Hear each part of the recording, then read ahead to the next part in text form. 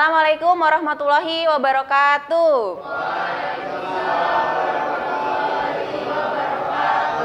Selamat pagi anak-anakku semua. Bagaimana kabar kalian hari ini? Sebelum kita memulai kegiatan pembelajaran pada hari ini, mari kita awali terlebih dahulu dengan berdoa kepada Ketua Kelas, Mas Ibnu. Boleh saya minta memimpin berdoa? Mari teman-teman mulai kegiatan pagi ini. Mulai. Sebelum saya akan menyampaikan materi, terlebih dahulu akan saya presensi. Nanti yang namanya saya panggil, silakan menjawab hadir ya. Andika Bima,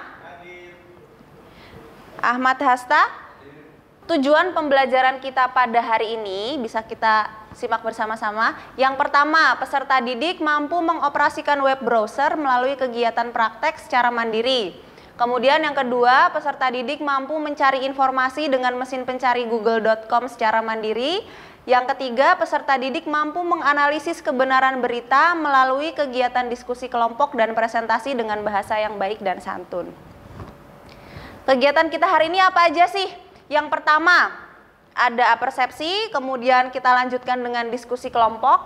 Nanti setelah ada diskusi kelompok kita presentasi, latihan soal, dan yang terakhir ada refleksi. Lihat di layar ya, di situ ada ilustrasi tentang orang yang memegang dua buah handphone. Di dalamnya ada percakapan-percakapan. Kalau kita sering melakukan kegiatan chatting, pastikan ada banyak pesan yang masuk ke handphone kita. Sekarang itu pesan-pesan yang masuk ke handphone kita bisa dengan cepat sekali tersebar luas. Ya apa enggak?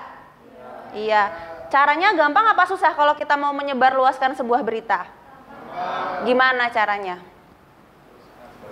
Iya, ada yang jawab teruskan, bagikan, atau di forward seperti itu. Nah itu dia, sekarang kemudahan teknologi juga memberikan kemudahan bagi kita dalam menyebarluaskan informasi. Tapi di sisi yang lain, kemudahan itu juga harus kita waspadai.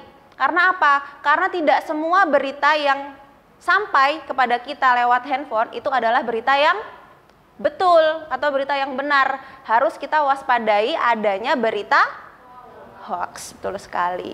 Oke, sekarang coba perhatikan gambar di depan. Ada yang mau mencoba menyampaikan pendapat tentang gambar di depan? Ya, boleh Mbak Rini, silakan. Itu adalah contoh informasi hoax yang disebarluaskan melalui media WhatsApp. Oh iya, oke.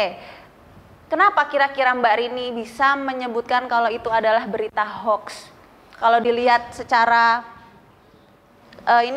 secara kasat mata, sudah bisa menjelaskan belum? Belum, oke, nggak apa-apa. Karena yang akan kita pelajari hari ini adalah bagaimana cara kita menganalisis berita yang kita dapatkan untuk diketahui apakah berita tersebut termasuk ke dalam berita hoax atau bukan. Tapi kalian pernah nggak sih menemukan berita yang seperti ini di aplikasi chatting kalian? Bagaimana cara kalian mengetahui kebenaran berita tersebut? Nah, ini yang akan kita pelajari pada hari ini. Sebelum masuk ke sana, kita harus tahu dulu apa sih informasi digital. Di sini informasi digital adalah informasi yang memanfaatkan media atau alat elektronik untuk mendapatkan dan menyampaikan suatu berita, data maupun informasi.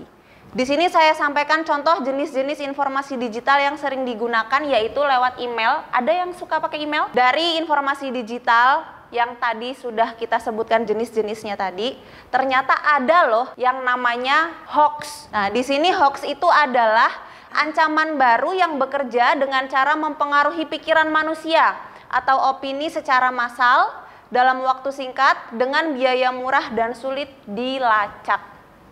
Betul nggak sih kalau hoax itu cara kerjanya mempengaruhi pikiran orang? Betul. Ini saya coba berikan contoh untuk yang satire atau parodi. Bisa dilihat ya di gambar yang sebelah kiri ini, ada nggak sih sebenarnya minyak goreng yang mereknya Pelakor, Buaya Sungai, Rentenir, minyak sawit kuburan, kuntilanak? Ada nggak di pasaran? Nggak ada. Ini adalah hasil editan. Ini dari minyak goreng Fitri kemudian diubah namanya jadi Omikron. Yang ini dari Fortune jadi Rentenir. Nah sebenarnya ini kan informasi bohong ya. Tapi dia tujuannya tidak untuk merugikan orang lain, jadi untuk lucu-lucuan aja. Kemudian selanjutnya ada imposter konten atau konten tiruan. Di sebelah kiri ini, yang belakang kelihatan nggak Ilham? Kanan, sebelah kanan saya, ini ada akun TikTok Hotman Paris Hutapea di TikTok. Tapi ternyata di akun official Instagramnya Hotman Paris, dia menyebutkan bahwa dia itu tidak punya akun TikTok. Kemudian selanjutnya ada misleading konten atau konten menyesatkan. Di sini saya berikan contoh kasus yang belum lama terjadi ketika ada tragedi di Stadion Kanjuruhan Malang. Setelah ada tragedi tersebut kan muncul rekaman suara yang mengaku bahwa dia adalah seorang penjual dawet. Kemudian dia menyampaikan sebuah pendapat bahwasanya pada saat kejadian itu dia melihat ada supporter yang begini, tuh kan. Ternyata setelah ditelusuri, dia bukan seorang penjual dawet. Konten yang sengaja dia buat ini adalah konten yang menyesatkan. Jadi memang tujuannya supaya orang lain itu terpengaruh pikirannya. Nah, ini yang berbahaya. Jadi membentuk opini orang lain bahwa oh ternyata kemarin di sana itu begini. Padahal belum tentu kebenarannya. Kemudian ada fabricated content atau konten palsu. Belum lama ini kalian juga tahu kalau Ratu Elizabeth II, ratu dari kerajaan Inggris kan baru saja mangkat ya, meninggal dunia. Nah, ada konten di sosial media yang menyebutkan bahwa kartun dari Simpson, tahu nggak Simpson? Itu seolah-olah sudah berhasil memprediksi bahwa pada tahun 2022 Ratu Elizabeth akan meninggal dunia. Apakah konten ini benar? Ternyata setelah ditelusuri faktanya, The Simpsons tidak pernah memprediksi kematian Ratu Elizabeth, sedangkan gambar yang diunggah akun Twitter ini merupakan hasil editan atau suntingan dari gambar hoax yang pernah beredar dan diklaim memprediksi kematian mantan Presiden AS Donald Trump. Ciri-ciri berita hoax itu apa aja? Yang pertama, dia sengaja diciptakan oleh seseorang untuk keuntungan tertentu dan membuat resah. Kemudian yang kedua, ciri-cirinya adalah judul heboh untuk membuat kepanikan dan kegaduhan di kalangan masyarakat. Yang ketiga, ciri-cirinya adalah seringkali mengatasnamakan lembaga yang kredibel. Kemudian ciri-ciri yang keempat, selalu meminta untuk segera disebarluaskan ke orang lain. Dan yang terakhir, sumber beritanya tidak jelas. Dari apa yang sudah saya sampaikan tentang berita hoax, termasuk ciri-cirinya, saya harap kalian bisa nantinya mengenali sebuah berita, apakah berita itu termasuk ke dalam berita hoax atau bukan. Cara agar kita bisa mengakses informasi digital itu salah satunya bisa melalui web browser. Kelima ini adalah yang cukup populer untuk tahun 2022 sekarang. Selanjutnya ada top search engine tahun 2022. Kalau misalnya kita tadi sudah tahu alamat web yang mau kita tuju kan tinggal kita ketik ya di address barnya. Tapi kalau misalnya kita belum tahu nih apa yang mau kita tuju alamat webnya, kita biasanya ngapain? Nyarinya lewat mana? Nah, lewat Google, lewat search engine atau mesin pencari. Mesin pencari yang paling banyak digunakan saat ini, tuh angkanya mencapai 91,42%, itu adalah Google. Untuk materi mulai dari yang tadi informasi hoax sampai dengan mesin pencari di internet, ada yang mau ditanyakan dulu atau ada yang mau menyampaikan pendapat? Bu, berarti berita hoax itu sangat berbahaya ya, Bu?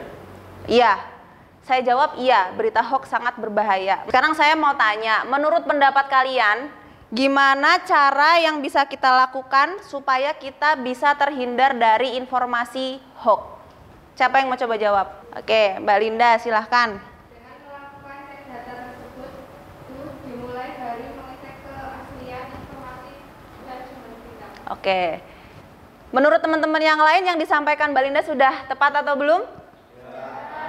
Betul ya, jadi kalau misalnya kita mau mencari tahu atau supaya terhindar dari berita-berita atau informasi hoax, paling tidak kita cek dulu sumber dari berita tersebut. Selanjutnya akan kita lanjutkan dengan kegiatan diskusi kelompok. Sebelum kita memulai diskusi kelompok, saya akan bagikan dulu kelas ini menjadi 5 kelompok. Satu kelompok anggotanya ada 3 orang. Silakan duduknya berkelompok sesuai dengan nama yang sudah saya sebutkan tadi. Nanti akan saya bagikan LKPD-nya.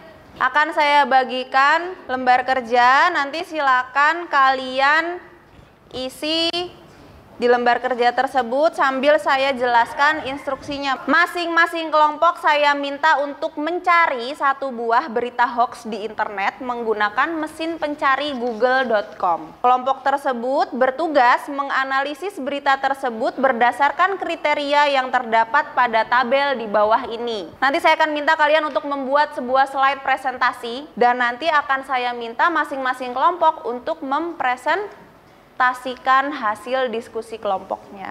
Judulnya ini.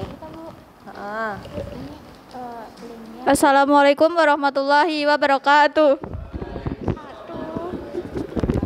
Kami dari kelompok 4 akan mempresentasikan hasil diskusi kami tentang berita hoax yang berjudul akun media sosial palsu dengan nama Bank BCA.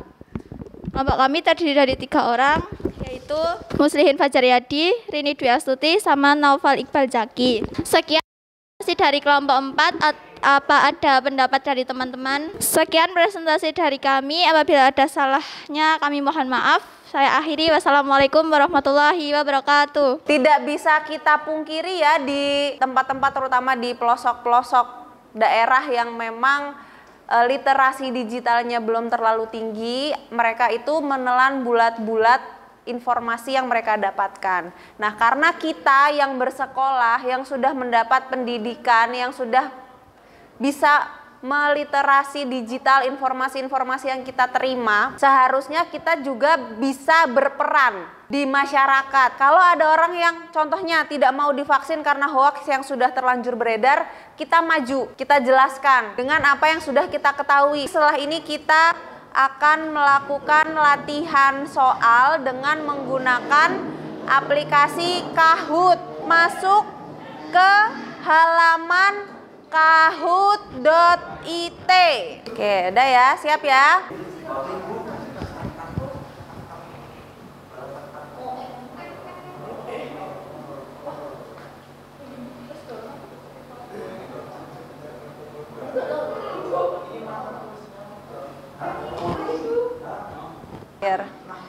Oke, kita lihat siapakah 3 besar. Rini nomor 3, nomor 2, Noval nomor 1. Hasta. Oke, kita kasih tepuk tangan untuk ketiga teman kita. Belum kita melanjutkan ke kesimpulan, apakah ada yang mau ditanyakan dulu terkait pembelajaran hari ini? Nggak ada? Oke, kalau tidak ada, mari kita simpulkan terlebih dahulu kegiatan yang sudah kita lakukan pada hari ini.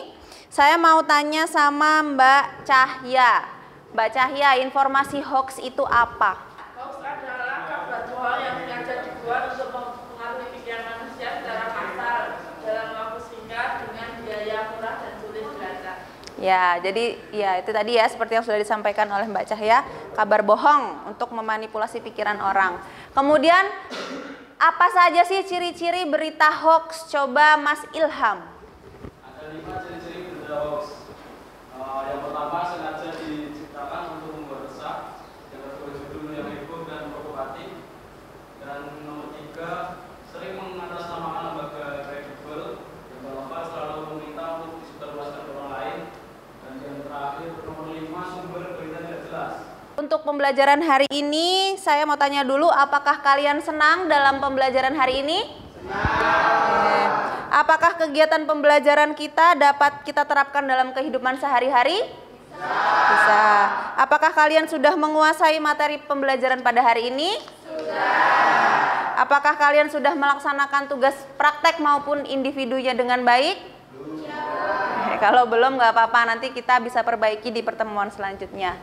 Baik, saya sangat mengapresiasi terhadap apa yang sudah kalian lakukan pada pembelajaran hari ini. Baik tadi mendengarkan materi, bertanya, berdiskusi, presentasi, dan memberikan tanggapan pada teman yang presentasi pada proses pembelajaran hari ini. Untuk pembelajaran di minggu yang akan datang, kita akan masuk ke perangkat lunak pengolah kata. Jadi nanti mohon disiapkan ya untuk akun Google-nya karena kita akan pakai Google Dokumen. Untuk menutup kegiatan pembelajaran kita pada hari ini, mari kita akhiri terlebih dahulu dengan berdoa. Saya minta Mas Ibnu silakan untuk memimpin doa penutup pembelajaran pada hari ini. Mari kita akhiri pelajaran pada siang hari ini dengan baca doa. Baik, pertemuan hari ini saya cukupkan dulu sekian. Terima kasih atas perhatian anak-anakku sekalian. Saya akhiri, wassalamualaikum warahmatullahi wabarakatuh. Terima kasih anak-anak.